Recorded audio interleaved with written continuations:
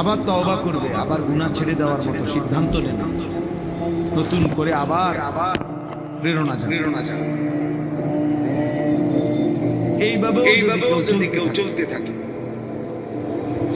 তো প্রত্যেক গুনার কারণে আল্লাহর রাগ আসে, আর নেকির কারণে আল্লাহর রহমত আসে। তা আল্লাহ তাআলা নিজে বলছে, বান্দা শোনো, সাবাকাতি আলা গাদাব, আমার রাগের উপরে আমার রহমত চলে। অর্থাৎ আমার রাগের চাইতেও রহমত আগে আসে। তাহলে অতএব নফসের সাথে চাহিদার সাথে শয়তানের সাথেও যদি কেউ ধাক্কাধাক্কিও করে, শয়তান তাকে একবার গুনাহ করায় ফেলছে, আরেকবার সে হিম্মত করে আবার ফিরে দাঁড়াইছে যে না, আমি গুনাহ করব না। এইভাবেও যদি ধাক্কাধাক্কি চলে, তাইলেও একদিন আল্লাহর রহমত গালেব হয়ে প্রভাব বিস্তার করে আল্লাহ দয়া করে তাকে পুরাপুরি গুনাহ ছেড়ে দেওয়া হিম্মত দান। কিন্তু আমার কোনো মানসিকতাই নাই, আগ্রহই নাই, আমার এই ব্যাপারে কোনো প্রস্তুতিই নাই, ইচ্ছাই নাই। তাইলে আর হবে। মানুষ অনেক সময় বলে যে বেটা সে নবী যাবেই না, তত জোরাজুরি করে যাইতেই না, তার কোনো যাওয়ার ইচ্ছাই, তুমি জোর করলে হবে কেন? এজন্য গুনাহ থেকে ফিরবার জন্য, আল্লাহর ইবাদতে অভ্যস্ত হওয়ার জন্য হাকিমুল মুজাদ্দিদুল মিল্লাত হযরত মাওলানা শাহ আলী থানভী রাহমাতুল্লাহ আলাইহি তিনি বলছেন তিনটি জিনিস জরুরি। এক নাম্বার হলো ইরাদা, ইচ্ছা। মনের মধ্যে একটা ইচ্ছা হইতে হবে, নিয়ত হইতে হবে আমি গুনাহ ছাড়ব, আমি নেকি করব। এটা তার অন্তরের মধ্যে নিয়ত হইতে হবে, অন্তরের মধ্যে ইচ্ছা থাকতে হবে, ইরাদা করতে হবে। এরপরে দুই নম্বরে হলো হিম্মত, সর্বোচ্চ চেষ্টা দিয়ে হিম্মতের সাথে গুনাহ থেকে বাঁচার চেষ্টা করতে হবে। কলিজা ছিঁড়ে যাইতেছে বেশি, তবুও মনে বুঝাই ফিরাইতে হবে, হিম্মত করতে হবে যে না, আমি গুনাহ করবই না, আমি মিথ্যা বলবই না, আমি সত্য বলেই যাব, আমি আমার আল্লাহর নাফরমানি করবই না, আমি ফজরের নামাজ পড়বই, ঘুমাবো না, উঠবই আমি। এই যে এরকম একটা হিম্মত, এটা সারা মানুষ ইবাদত আমলের মধ্যে পারবে না।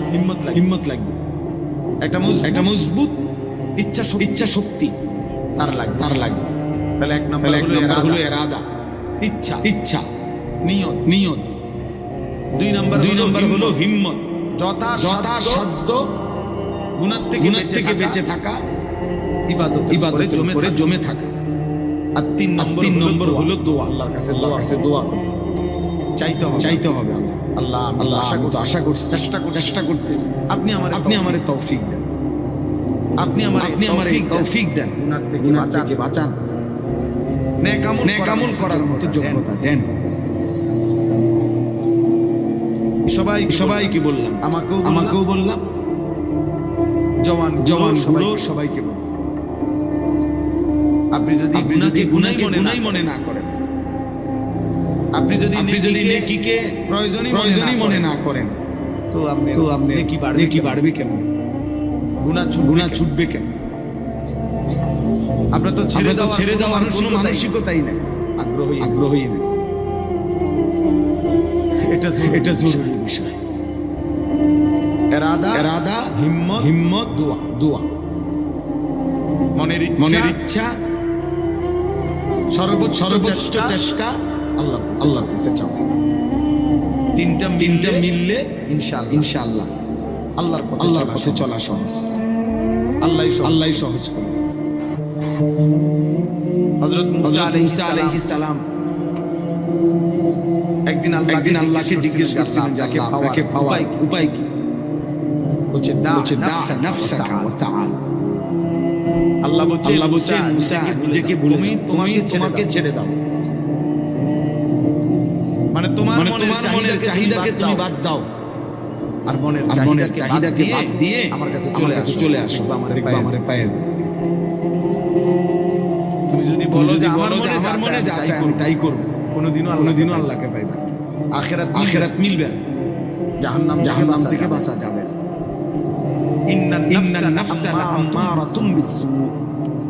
কোরআনুল কারীমে আল্লাহ তাআলা বলেছেন মানুষের মনের চাহিদা প্রচন্ড বেশি সারাক্ষণ মানুষকে গুনাহের প্রতি আদেশ করে। গুনাহের প্রতি নফস মানুষের মনের চাহিদা মানুষকে বার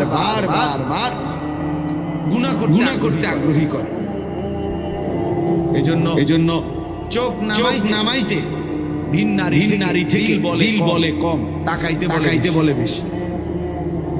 সবাই আমরা কল্পনা করে দেখি, মনে যেন ভিতর থেকে কে যেন বলতেছে দেখো দেখবি না, আরেকটু দেখে ফেল, দেখবা না, সাবধান। আল্লাহ তাআলা দেখতেছেন, আল্লাহ তাআলা হিসাব রাখছেন। ডানে বামে ফেরেশতা দেখতেছে, হাশরের ময়দানে বিচার হবে। এই কথাটা মনে করানো ভিতর থেকে এটা কম। এজন্য আল্লাহ মানুষের মনের চাহিদা মানুষকে গুনার প্রতি বেশি ধাবিত করে, গুনাহের। এজন্য দয়া করে ছেলেরা নওজোয়ান বাঁচতে হলে চেষ্টা করতে হবে।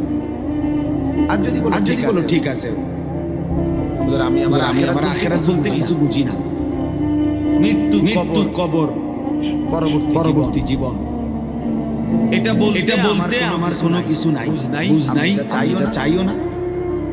আমি ফেরাউনের নমরুদের মতো, হামান কারুনের মতো দুনিয়া ভোগ করতে চাই। তো ঠিক আছে চলো দুনিয়ায় চলো। বাকি কথা হইলো কোরআনুল কারীমের মধ্যে আল্লাহ দুনিয়া বান্দা যতই চাক আমি বরাদ্দ যে দূর রাখছি, তোমার আব্বা চেষ্টা করেও, তোমার 14 গোষ্ঠী চেষ্টা করেও এর চাইতে বেশি দিতে পারে।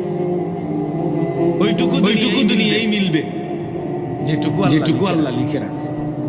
ফাঁকি দিয়া আখিরাতটা বরবাদ করে দেবে।